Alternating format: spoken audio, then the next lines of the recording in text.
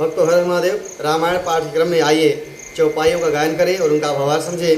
पिछले भाग में हमने देखा था कि बगिया में जनकपुरी में श्री राम जी ने माता जानकी को देखा और माता जानकी ने श्री राम जी को देखा तो दोनों अपने शरीर, उनके शरीर शिथिल हो गए और टकटकी लगाए बिना पलक गिराए एक दूसरे को देखते रहे। आगे की हम क्रम में चौपाइयों गायन करेंगे और उनका भावार्थ समझेंगे। धरि धीरज एक आली सयानी, सीतासन बोली गही पानी। बहुरी गौरी का कर ध्यान करेहू, भूप किशोर देख किन लेहू। एक चतुर सखी धीरज धरकर और सीता जी का हाथ पकड़कर बोलती है, गिरिजा का ध्यान, माता भवानी का ध्यान फिर कर लेना। इस समय राजकुमारों को क्यों नहीं देख लेती हो। सकुचि सीय तब नयन उघारे, सन्मुख दो रघु सिंह निहारे। नकसिक देखी राम कै शोभा, सुमिरि पिता पनु मनु अति क्षोभा। तब माता जानकी ने सकुचाकर श्री राम जी की ओर देखा तो देखा कि रकुल के दोनों सिंह अपने सामने खड़े हैं। नख से सिर तक प्रभु श्री राम जी की शोभा को देखकर और अपने पिताजी के प्रण को याद कर उनको मन में बहुत दुख हुआ। परबस सखिन लखी जब सीता, भयउ गहु सब कहीं सभीता। पुनिया उबयहि बेरिया काली, अस कही मन बिहसी कयाली। जब सखियों ने सीता को परवश प्रेम में देखा तो सब भयभीत होकर कहने लगी कि बड़ी देर हो गई है। उसमें एक चतुर सखी कहती है कि अब मुझे चलना चाहिए और कल फिर हम आएंगे। ऐसा कहकर सब हंसने लगी।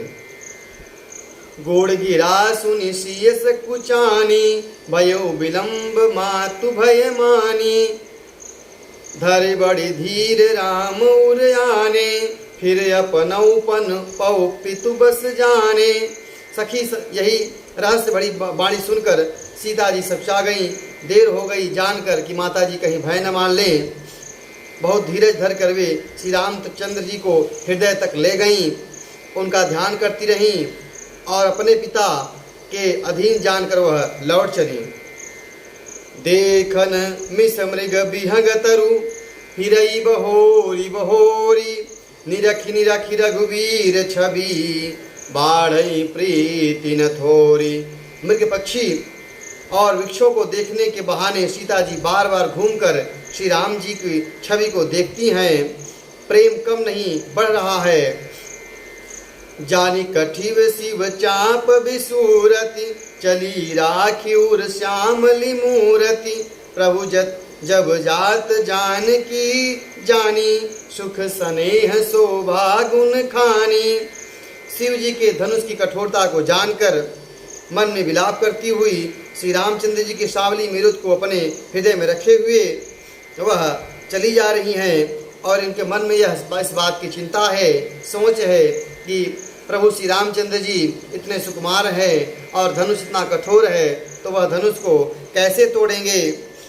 पिता के प्रण को लेकर उनके मन में क्षोभ है, इसलिए मन में विलाप कर रही हैं। प्रभु ने जब जाना कि जानकी जा रही हैं तो उन्होंने अपनी सांवली छवि को हृदय में धारण कर चली गई। परम प्रेम मृदु मसिकी, परम प्रेम मृदु मसिकीनी। चारु चित भीति लिख लीनी, गई भवानी भवन बहोरी। बंदी चरण बोली करी जोरी। तब प्रेम की कोमल शाही बनाकर उनके स्वरूप को अपने सुंदर चित्ररूपी भीति पर अंकित कर लिया। माता जानकी ने प्रभु श्री रामचंद्र जी के छवि को अपने हृदय में अंकित कर लिया और इसके बाद माता जानकी पुनः भवानी के मंदिर में, माता पार्वती के मंदिर में उनके चरणों के सामने हाथ जोड़कर वंदना करते हुए बोली, जय जय गिरिवर राज किशोरी। जय महेश मुख चंद्र चकोरी। जय गज बदन षडानन माता। जगत जननी दामिनी दुति गाता। हे श्रेष्ठ पर्वतों के राजा, हिमांचल की पुत्री पार्वती आपकी जय हो, जय हो, जय हो। हे महादेव जी के मुख रूपी चंद्रमा की चकोरी आपकी जय हो। हे हाथी के मुख वाले गणेश और 6 मुख वाले स्वामी कार्तिकेय जी की माता आपकी जय हो। हे जगजननी, हे बिजली की सी कांति युक्त वाली शरीर वाली आपकी जय हो। माता भवानी के मंदिर में जाकर माता सीता उनकी स्तुति करती हैं। नहीं तब आदि मध्य अवसाना, अमित प्रभाव वेदु नहीं जाना। भव भव विभव पराभव कारिणी, विश्व विमोहिनी स्वस विहारिणी। आपका न आदि है, न मध्य है और न अंत है। आपके असीम प्रभाव को वेद भी नहीं जानते। आप संसार को उत्पन्न, पालय और नाश करने वाली हैं। विश्व को मोहित करने वाली और स्वतंत्र रूप से विहार करने वाली हैं। इस प्रकार से माता पार्वती के गुणों का गान करती हैं। पति देवता सुतिय महु, मातु प्रथम तव रेख। महिमा अमित न सकहि कही, सहस शारदा शेष। पति इष्ट देव मानने वाली शेष नारियों में हे माता आपकी गणना प्रथम है। आप की अपार महिमा को 1000 सरस्वती और 1000 फन वाले शेष भी नहीं गायन कर सकते हैं। सेवत तो ही सुलभ फलचारी, बरदायनी पुरारी पियारी।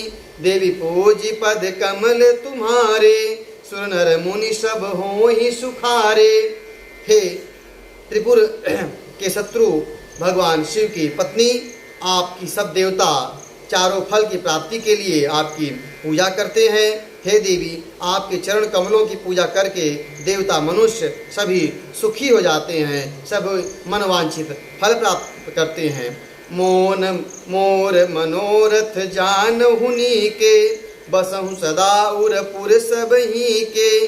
किन्हु प्रगट न कारण तेहि, अस कही चरण गहे बैदेहि। आप मेरा मनोरथ तो जानती हैं, और क्योंकि आप सबके हृदय में निवास करती हैं, इसलिए मैं आपसे अपने मनोरथ को नहीं कहूँगी। और इस प्रकार कहकर जानकी जी ने माता पार्वती के चरण पकड़ लिए। विनय प्रेम बस भई भवानी, खसी माल मूर्ति मुस्कानी। सादर सिय प्रसाद सिर धरेऊ, बोली गौरी हरसिय भरेऊ। गिरिजा जी माता पार्वती सीता जी के विनय पूर्वक वचन को सुनकर वह प्रेम में हो गई, प्रेम से वशीभूत हो गई और उनके गले की माला खिसक गई और मूर्ति मुस्कुरा दी। सीता जी ने आदर पूर्वक पूर्व प्रसाद को, माला को अपने सिर पर धारण किया और गौरी जी का हर्ष हृदय हर्ष से भर गया और वे बोली, माता पार्वती जी बोली, सुन सिय सत्य यशीस हमारी, पूजहि मन कामना तुम्हारी। नारद बचन सदा सुचि साचा, शोभर मिलहु जाहि मनुराचा। हे सीता जी, हमारी सच्ची आशीष सुनो, तुम्हारी मनोकामना पूर्ण होगी। नारद जी ने जो तुम्हें वचन कहा है वह सत्य होगा। तुम्हारा मन जिससे अनुरक्त होगा वही तुम्हें वर प्राप्त होगा। मन जाहि राचो मिलहि सोवरु, सहज सुंदर सावरो। करुणा निधान सुजान शील, स्नेह जानत रावरो। एहि भांति गौरी शीस सुनिसिय, सहित ही हर्षित यली। तुलसी भवानी पूजि पुनि पुनि, मुदित मन मंदिर चली। जानि गौरी अनुकूल, सियहि हरसि न जाय कही। मंजुल मंगल मूल, बामयंग फरकन लगे।